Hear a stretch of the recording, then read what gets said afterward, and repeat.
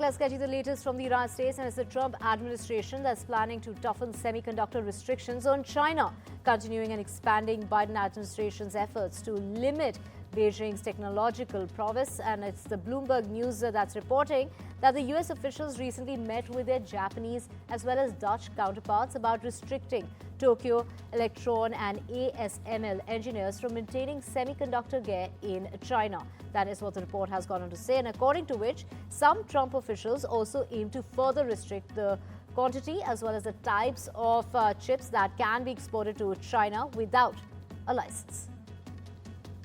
Apple has said that it will spend $500 billion in the U.S. investments. These are going to be taking place in the next 4 years. That will include a giant factory in Texas for artificial intelligence servers and add about 20,000 research and development jobs across the country in that much time.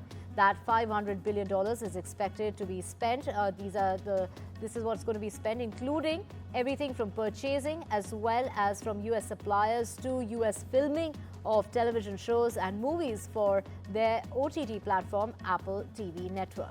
Now, the company has declined to say how much of the figure it was already planning to spend with its U.S. supply base, which includes firms such as Corning that make glass for iPhones in Kentucky. Starbucks has said that it would eliminate 1,100 corporate roles as CEO Brian Niccol has pushed ahead with his turnaround efforts at the coffee chain, which has been struggling with falling sales. We are simplifying our structure, removing layers and duplicating and creating smaller and more nimble teams is what the CEO had to say in a letter to his employees. He also went on to name that, of course, he was named the CEO last year at a time when the company's shares had lost 40% of their value from 2021 high due to the weak demand in the United States as well as in China. Credited with turning around burrito chain Chipotle as well as putting in place the Back to Starbucks plan that focus on streamlining business through job cuts and by improving customer experience at its US stores. Tesla has told customers in China that it will update the autopilot software in their cars to add driving assistant features. This is the assistance feature for navigating city streets. The US electric vehicle maker, in a notification on its app, said that capabilities will include automatic lane changing depending on speed as well as the route, as well as detecting traffic lights at intersections and deciding whether to turn or not. And of course, this is going to be an in-car camera that will also monitor the driver's attention. And in an earnings briefing last month, the CEO and founder of Tesla, Elon Musk, revealed that technology restrictions imposed by both the US and the Chinese governments had put the company in a bit of a bind in deploying FSD. He further has gone on to say that Tesla has been using videos of Chinese streets available on the internet to train its AI software as the United States prohibits on-site training in China. American Express and Alipay have said all global American Express card members can now link their cards to Alipay digital wallet, enabling payments at tens of millions of merchants across mainland China.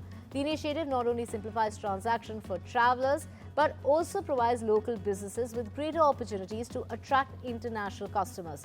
The companies have gone on ahead and made that joint statement. Berkshire Hathaway shares rose to a record high on Monday after the conglomerate run by Warren Buffett posted its highest ever quarterly profit driven by improvement in insurance operations. The conglomerate's Class A shares closed up 7,035 as well as that's a 4% hike at 700,000. This is more than 700,000. We're talking about 747,000 after earlier reaching more than those levels. Those levels surpass even the highest record that has been recorded by some stock price services last June following a trading glitch. In this exclusive snippet, my colleague Gauri Trivedi speaks to Google's, this is the Google DeepMind's Pushmeet Kohli on the future of India's artificial intelligence journey. Let's listen in. You mentioned about the models. One is that, where does Google find that balance between open source and proprietary?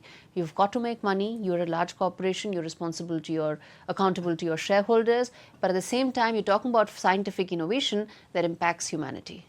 Yeah, so I think these discussions, these decisions are taken with a lot of thought.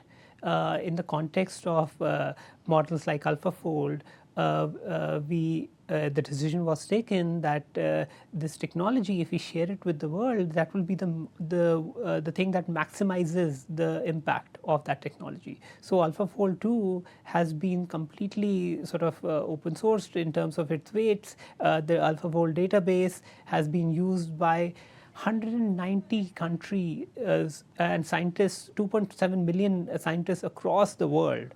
So it just shows you the accessibility and the democratization power of this sort of technology. In some other sort of models, where you have to sort of continuously make improvement, it doesn't make sense, or it's not very easy to open source every other day as these sort of technologies sort of improve. So we sort of rely on a more closed source mechanism also to sort of protect both commercial as well as safety considerations.